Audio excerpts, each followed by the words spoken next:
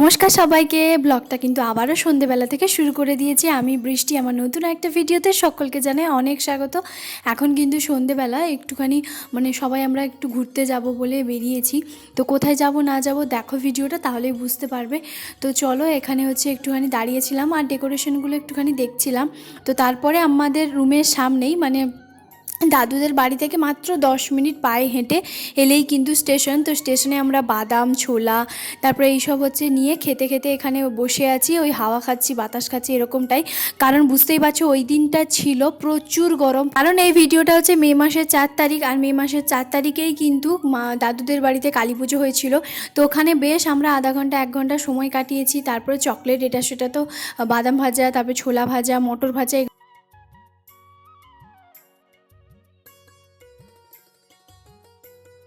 এগুলো বসে বসে খাচ্ছিলাম। আর তারপরেই সোজা চলে এসেছি এখন কিন্তু স্টেশন থেকে বেরিয়ে। সামনে হচ্ছে তোমার অরুণ আইসক্রিম ওখানে ছিল। তো সেখান থেকে আমরা সবাই মিলে হচ্ছে তোমার আইসক্রিম নিচ্ছি। পার্পল কালারের যে পার্পল যে কর্নেটো যে আইসক্রিমগুলো, সেইগুলোই হচ্ছে নিচ্ছি। আর অরুণ আইসক্রিম কতটা টেস্টি সেটা তো তোমরা সবাই জানো।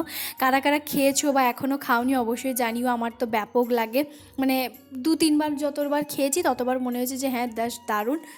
আর এই ভিডিওটা সবটাই কিন্তু করে দিয়েছিল দিদি। আর এটা কিন্তু দিদির ফোন থেকে ভিডিওটা করেছিলাম, কারণ আমার ফোনে একটুও চার্জ ছিল না। সকালবেলা থেকে দেখতেই পেয়েছো ব্লগটা কিন্তু কন্টিনিউ করেছিলাম।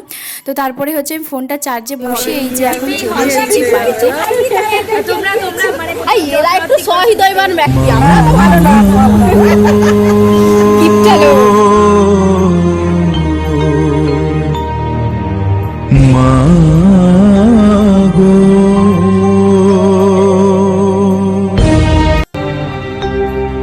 তারা মাগো, তারা মাগো, তারা মাগো, তারা মাগো, আমার আর কত কাল এমনি যাবে এইভাবে, আমার দিনগুলো এক জনম সমান। তুই ছাড়া মাগো, তুই ছাড়া আমার নয়ন মাঝে পড়বি ধরা। আর কবে মা, আর কবে মাগো, মাগো।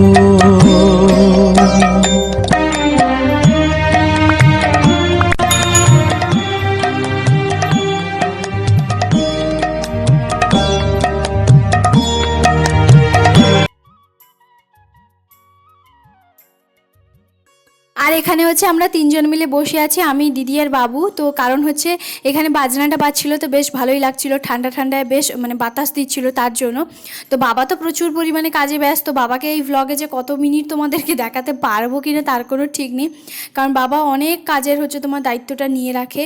তো যাই হোক, এরপরেই কিন্তু আমরা সোজা চলে গেছিলাম রুমের মধ্যে। তো তার আগে এই যে তোর ঝোর একদম শুরু হয়ে গেছে বাজনা।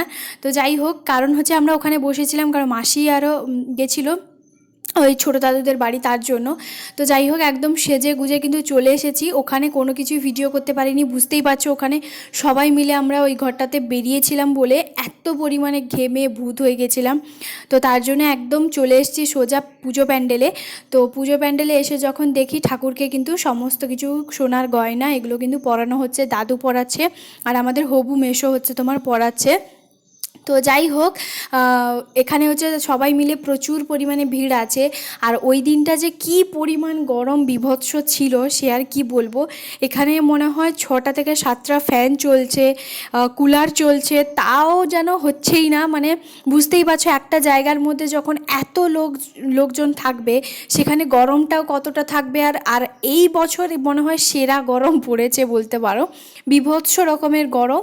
তো কি আর করবো, এই গরমের মধ্যেও সবাই আনন্দভাবে হচ্ছে তোমার সময়গুলো কাটাচ্ছি। গরম তো গরমই থাকবে। তো চলো, এখন আমি তো কিভাবে সেজেছি তোমাদেরকে দেখাইনি এখনো পর্যন্ত, দেখাবো। তো তো এখানে হচ্ছে কিছু ফটোশ্যুট এইসব করা হচ্ছে, আমরা সবাই মিলে প্রচুর ফটো তুলেছি প্রচুর। আর মামা কিন্তু যেহেতু ভারতের বাইরে থাকে, তো তার জন্য কিন্তু মামা আসতে পারেনি। তো সেই জন্য হচ্ছে মানে মাসি ওই যে রেড কালারের শাড়িটা পরে আছে, তো কিন্তু মাসি আর মামা দুজন। তো যাই হোক, এই প্যান্ডেলের সামনে আমপানের হচ্ছে তোমার স্টল বসানো হচ্ছে। তো এখনও পর্যন্ত কিন্তু খাইনি, খাবো অবশ্যই। এই গরমে একটুখানি বসি ভিডিও বানাই, কারণ হচ্ছে কি বলো তো, এখানে না বেশ ঠাকুরকে সব সোনার গয়না সমস্ত কিছু দাদুই কিন্তু পরায়। তো সেই জন্য একটুখানি দেখছিলাম। আর কেমন লাগছে ভিডিওটা অবশ্যই জানিও।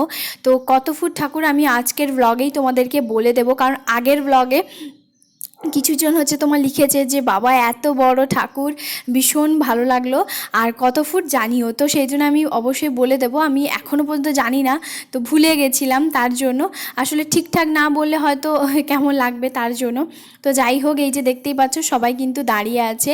তো এইখানে সবাই ঘেমে একদম যেন ভূত হয়ে আছে। আমার মাসি, দিদির মেয়ে, দিদি তো কন্টিনিউ ভিডিও করছে, তারপরে দিদি ওই মিতাদিকে ভিডিও কলে দেখাচ্ছিল, কারণ এই সবগুলো মানে সবাই দেখতে পছন্দ করে। আর সত্যি কথা বলতে বছরে একবার এই দাদুর বাড়ি অনুষ্ঠান হয়, কালী পুজো।